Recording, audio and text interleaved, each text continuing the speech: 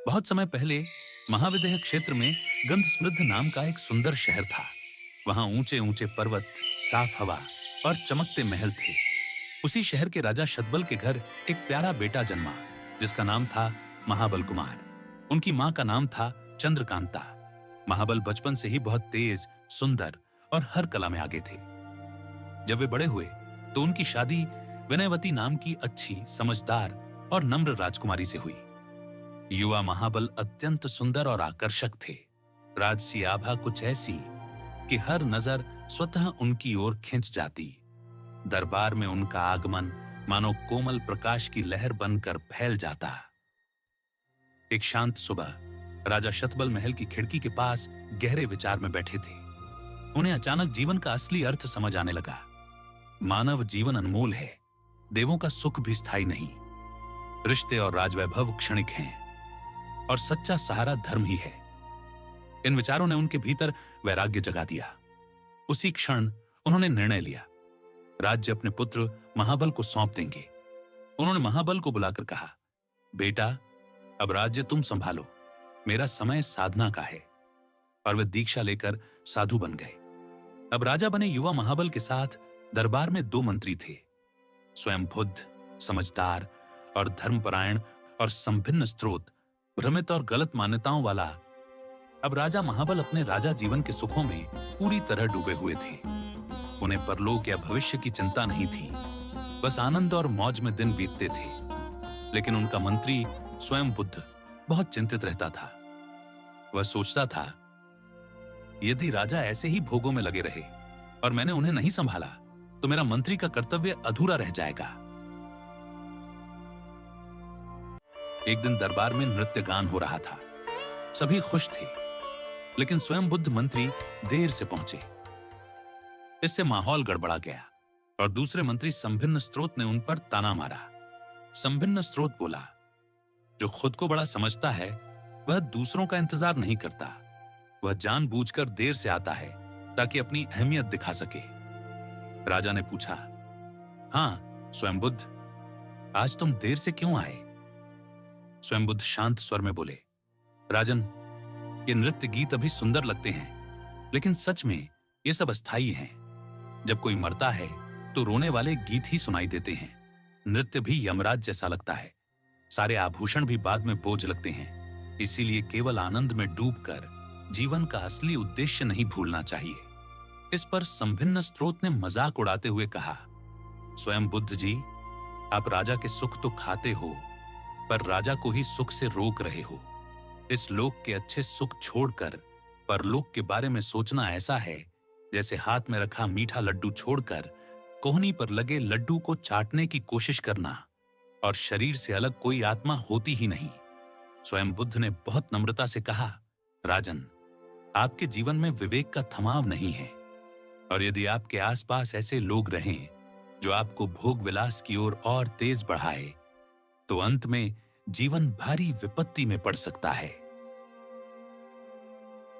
स्वयं बुद्ध मंत्री ने धीरे से महाबल राजा से कहा, राजन, क्या आपको याद है, जब आप छोटे थे तब आपके दादाजी अतिबल ने दीक्षा लेकर देवलोक पाया था।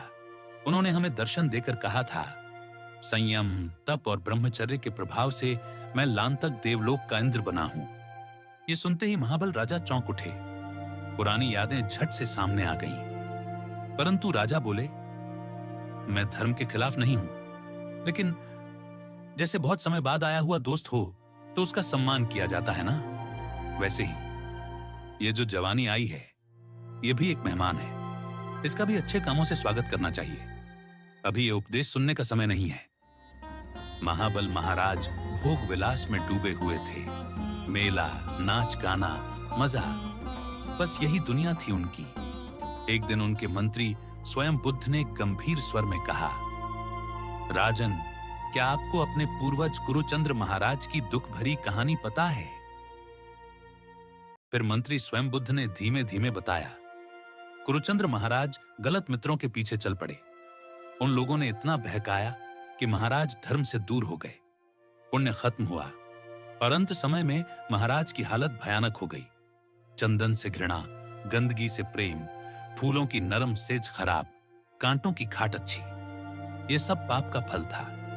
उसी हेय हालत में वे मरकर नरक चले गए। उनका बेटा हरिश्चंद्र ये दृश्य देखकर कांप उठा। उसने मंत्री से कहा, राज्य की चिंता मत करो, मेरी आत्मा की चिंता करो। मैं अगर दुनियादारी की नींद में फिर सोऊं तो मुझे झकझोर कर जगा देना, धर्म सुनाते रहना, क्योंकि अगर ऐसी नींद में मृत्यु आ गई तो मेरी दशा भी पिता जैसी हो जाएगी। सुबुद्धि मंत्री ने बात स्वीकारी। वे हरिश्चंद्र राजा को रोज धर्म सुनाते थे। एक दिन वे राजा को उद्यान में ले गए, जहां केवल ज्ञानी शीलंधर मुनि मिले। मुनि ने बताया, राजन, आपके पिताजी 7वीं नरक में गए हैं। यह सुनकर हरिश्चंद्र कांप उठे। राज्य छोड़कर दीक्षा लेकर आत्मकल्याण किया। बाद में सुबुद्धि मंत्री ने भी राज्य अपने पुत्र को देकर दीक्षा ले ली। स्वयं बुद्ध ने निष्कर्ष में कहा, आप हरिश्चंद्र की वंश परंपरा में हैं और मैं सुबुद्धि मंत्री की, इसलिए आपको धर्म बताना मेरा धर्म है। स्वयं बुद्ध चुप नहीं हुए। वे रोज राजा को धर्म सुनाते रहे। उन्होंने एक कहानी सुनाई, राजा दंडक की। उनका पुत्र था मणिमाली। दंडक राजा धन, रत्न और परिवार में इतना आसक्त रहे कि उन्हीं चिंताओं में मरकर अपने ही धन भंडार में अजगर बन गए। जो भी अंदर आता वह उसे निगल लेते।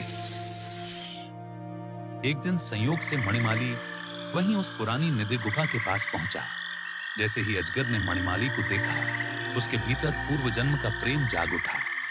भयावह रूप तुरंत शांत होने लगा और वह अपना विशाल शरीर समेटकर पुत्र के सामने स्नेह से लेट गया। ज्ञानी गुरु से पूछने पर मणिमाली को सच्चाई पता चली। उसने अपने अजगर बने पिता को जैन धर्म सुनाया, धर्म स्वीकार कराया और अनशन करवाया। तो वह अगले जन्म में देव हुआ। देवलोक में दिव्य तेज से चमकता हुआ वह अंततः अपने पुत्र के प्रति एक दिव्य आभूषण लेकर धरती पर उतरा, अपने पुत्र के गले में दिव्य हार पहनाने। स्वयं बुद्ध ने कहा, हे महाबल राजा, वही दिव्य हार आज आपके गले में चमक रहा है। अब बताइए, जब जीवन इतना क्षण भंगुर है और धर्म इतना महान है, तो क्या यह समय मौज मस्ती में व्यर्थ जाना चाहिए? इतना सुनते ही महाबल राजा के रोंगटे खड़े हो गए और तभी स्वयं बुद्ध ने अत्यंत शांत स्वर में परंतु अत्यंत गंभीर भाव से कहा, आज मेरे देर से आने का कारण यह था कि मैं उद्यान में गया था। वहां ज्ञानी साधु भगवंत के दर्शन हुए। उनसे मैंने पूछा कि आपकी अभी कितनी आयु बची है। मुझे आपको डराना नहीं है, आपको जगाना है। राजन, मुनियों के वचन अनुसार आपके जीवन में केवल 30 दिन शेष हैं। राजा महाबल सुनकर कांप उठे। वह तुरंत उठे, स्वयं बुद्ध के चरणों में गिर पड़े। मुझे बचाइए, मुझे सही राह दिखाइए। स्वयं बुद्ध ने प्रेम से कहा, बीता जीवन भले जैसा भी गया, पर अभी जो समय हाथ में है, पूजा आराधना कर लो। बाजी अभी भी आपके हाथ में है। राजा ने तुरंत निर्णय कर लिया।